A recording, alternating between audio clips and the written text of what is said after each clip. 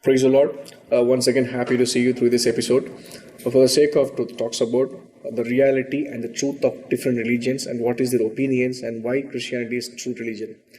Islam is the religion of different beliefs and different practices taken from different sources. Actually, there is no exclusive for Islam. You cannot find one exclusiveness for Islam. Even the sources he has taken from Judaism, Muhammad Prophet has taken from Christianity, he has taken from Sabians, he has taken from Zoroastrianism, and he has taken from different clans and different tribes of people who lived on those days. Today we are talking about the influence of ancient Arabian beliefs and the practices. What is the influences? What are the beliefs and what is the practices pre-Islamic period as well as those days of Islam, Muhammad.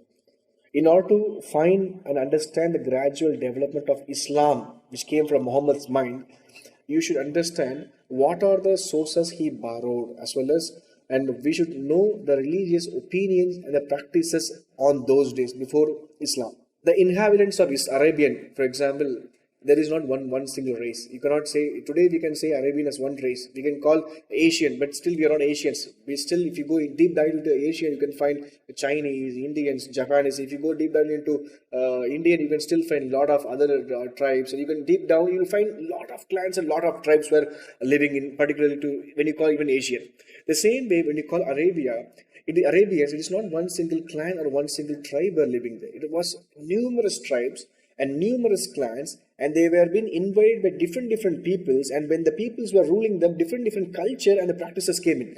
For example, if you talk about India, years back, I mean hundreds of years back, you can find this India was completely filled by Dravidians. Actually, you can call the South Indians, who were the black peoples. Actually, these peoples were living in the entire India till Indonesia. You can find there are a lot of traces and historical evidence are there from India till Indonesia, Thailand. Only Tamilians have ruled. Actually, Dravidians have ruled. When the Aryans invaded India, they brought their own ideas of idol worshipping. When Muslims invaded India, Muslims, you can find a lot of Muslims are living in India. Indians are Muslims. As well as you can find when Christians came here, they put their own ideas here. And when French peoples were ruling us, you can find still French colonies are there in Goa, in Pondicherry. So the reason why I'm telling is, Arabia is not one single race. Arabians are not single one race. But there were different tribes and different clans. Particularly, even Prophet Muhammad, he claimed to be he came from a Qurayshi tribe, and he belonged to a clan called Hashim clan actually. So Muhammad has borrowed all the sources from every people. You can find this truth here. Particularly, which of the tribes predominantly lived in Arabia is the tribe called Himyarites. So these peoples were living in Arabia. You can find Ethiopians, the tribes of Ethiopians lived in Arabia, and Sumerians also who lived in when they lived in Arabia. The Sumerians, the historical evidence are you can find in cuneiform tablets. On those days, if anything has to be preserved and to be made historical, they always try to write that or inscribe in the stone tablet. Actually, you can find in Bible also before Christ, 1,600 years back, when Moses was ordained by God to be a prophet and to form this religion, and God gave him 10 commandments, which was inscribed by God in the tablets, actually, in the stone tablets. So you can find in cuneiform tabs, Sumerians were ruling Arabians and they lived there actually. At the same time, early Egyptians from the Sinaitic Peninsula till the north district and west districts of entire Arabia, Egyptian ruled them. At the same time, early people like Hamitic people and these people also ruled Arabia. They lived there actually. In the days of Kushite, even the Babylonians also lived there in Arabia, and these people truly have influenced that people actually. In that particular time only, even Muhammad was there. A lot of tribes and a lot of religious activities, a lot of religious practices were there. You can find the people of Arabians were must be affected by this civilization because when the different people come, even you can find India, when French people come to invade India, you can still find the French were there and Indians also there, but they are different. They don't have a different same practices, but they're different. But you can find they are joined together, live in this world, in this India. Particularly, you can find, for example, you can see Roman Catholicism. A Roman Catholic is not at all a Christianity. It is purely a Roman religion. It was found by the popes. I can say the priests of the temple. They are just a priest, the temple priest on those days who are worshipping the Roman gods actually. You can find the Velangani temple. It is there in Velangani. The predominant the pilgrimage place, I can say, for all the Roman Catholic who follow the Roman Catholicism. They go there. They try to do whatever the idol worshipping, everything. Idol worshipping was not at all Christianity, not at all Judaism. But how the idol worshipping occupied Roman Catholicism is, you can find because of the Romans have brought, the Roman priests have brought that. That's the one thing. At the same time, even Indians were worshipping idols, so they put the idols and they try to please Indians. The same way, Muhammad was also trying to please everybody and trying to say that this is exclusive, but this was not at all exclusive actually. And you can find that in the early Arabian inscription, there was one god called Moon God. The god called the certain deity that is Shin. The Shin deity is actually crescent moon god, and that was the predominant worship. This was worshipped by from early of days, not even before Jesus Christ, and after Muhammad also, people were worshipping moon god. You can find even the Ashtaroth, Ishtar also, but worshipped by the Arabians. And particularly, this moon god was worshipped by the Sumerians. They invented this moon god. Sumerians have brought this actually.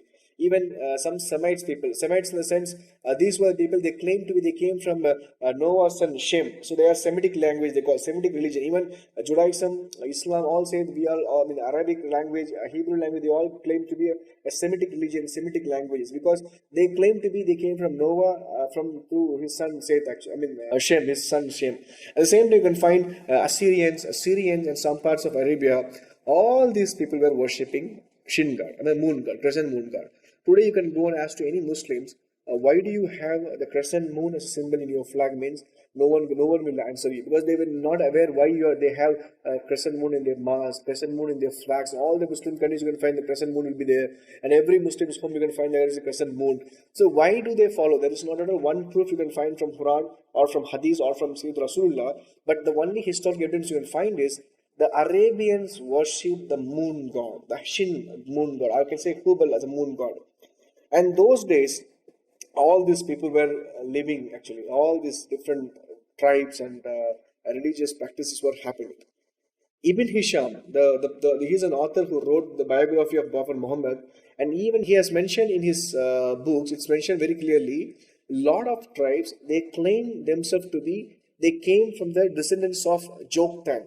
I mean, again, it came from Eber, the son of Eber is Joktan. Again, it came from Abrahamic religion, and it was Noah tribes. And some claim to be like they came from Ishmaelites. Even the Qurayshi, Muhammad's tribe, Qurayshi tribes, always they come from the descendants of Abraham's son Ishmael.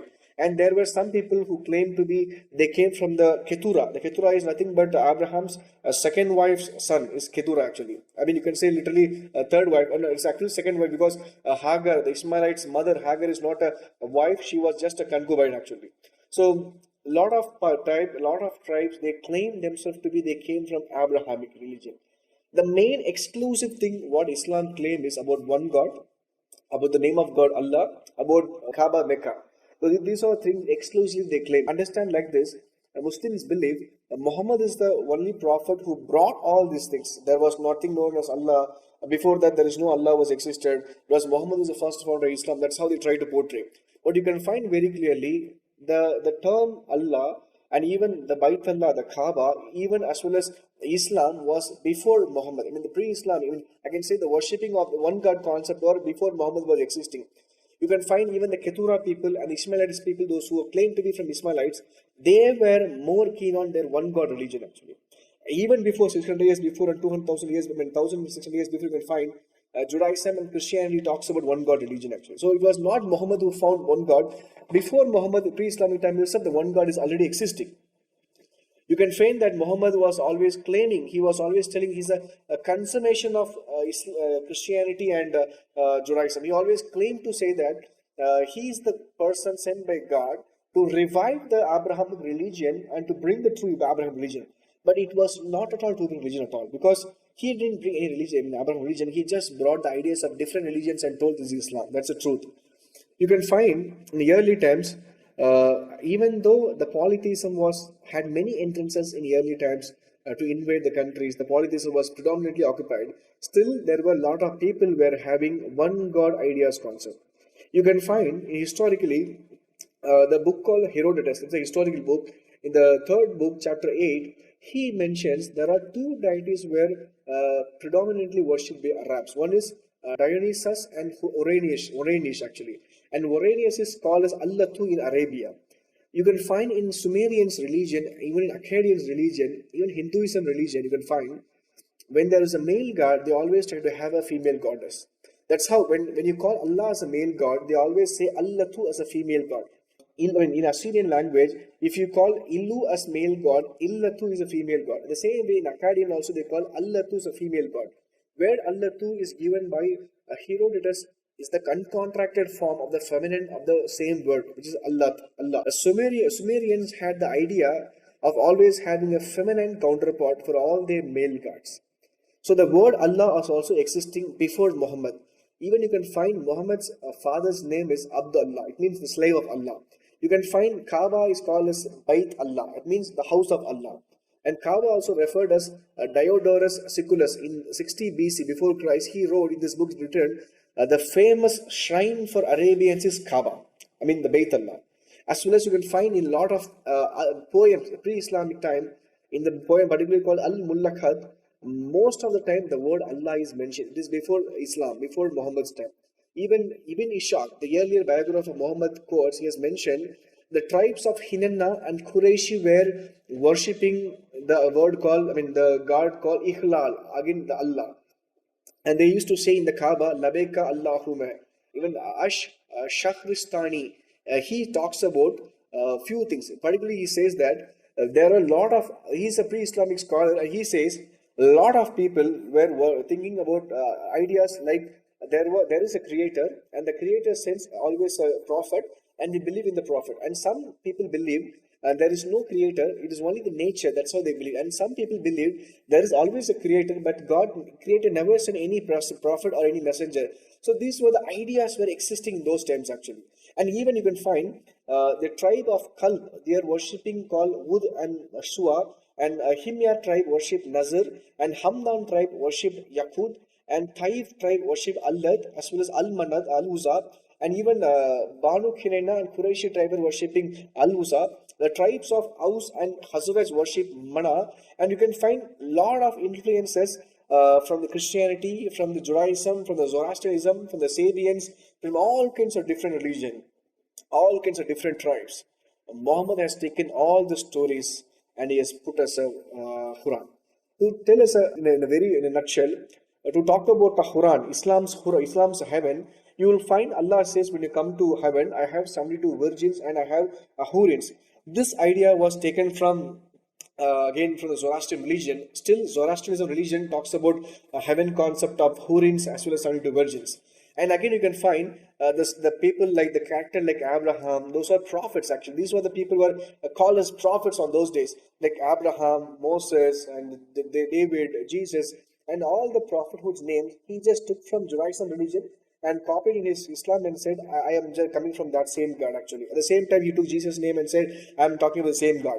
And whenever anybody, for example, a Judaism guy who is following Judaism, a Christian who is following Christianity, a Sabian who is following his own religion of worshipping 7 times a day, to be told, they have a 7 times a day worshipping pattern, and even Zoroastrian people, when they see Islam, they find, yes, this is my religion. They always claim, yes, this is my religion, because he has taken idea of these people. That's why they always believe, okay, this is my religion. That's why I think they had always the coincidences actually. There's always an intersection point in between Islam and all the religion. That's why all people, they blindly believed actually. And people still, they blindly believed. Islam was forcefully taken by violence. It was not at all an ideology-based growth. It is always based off violence. Still, you can find the Middle East, even it's an Islamic country, but still they try to follow the violence-based growth, not because of the ideology-based growth. Today, people like Zahir Naik and Ahmad Didat and Shabir Ali can come and claim that they're talking about the truth, but you can always compare and see whatever Christians say, they never say about it. If Christians talking about Islam, he talks about what Islam says, what Quran says. But you can always find these people, so-called scholars, they never claim to say what we believe. They always claim to say what they believe about Christianity. That's it. So my only request is, this program is all about to find the truth and compare with the reality on those days. Muhammad prophet is not at all a prophet because not even one prophecy has told and is fulfilled. Can you tell me one prophecy what Muhammad has told? Only prophet in the whole world you can find. This prophet is without prophecies, and not even one prophecy is fulfilled in his whole life. And this prophet, he never knew about his God, he never heard from his God, never spoke to his God, he never know who his God out of at all. And this is the only prophet you can find. He predominantly succeeded by the violence, not even by his own ideology. Not in one single people from his own tribes followed him. Only because of violence it happened actually. So my only point is, if you don't understand this, again try to listen and try it again listen. The sources and the religious ideas and beliefs and practices taken from different religions, and he put in his own Quran and said this is one religion. We cannot believe that, we cannot accept it because this is not Abraham's religion. If you believe that you want to worship the true Abraham religion, you have to go to Torah and Injil and Zabur and find what is truth. Today, lakhs of people leaving Islam and coming to Christ and becoming Christian. The reason is they understood what is the real truth actually. I encourage each and every one of you to read your Bible, read your Quran, and find which is the truth. May God bless you. If you have any doubts, you can always come back to me and you can always refute whatever I have said. Thank you so much for listening to this.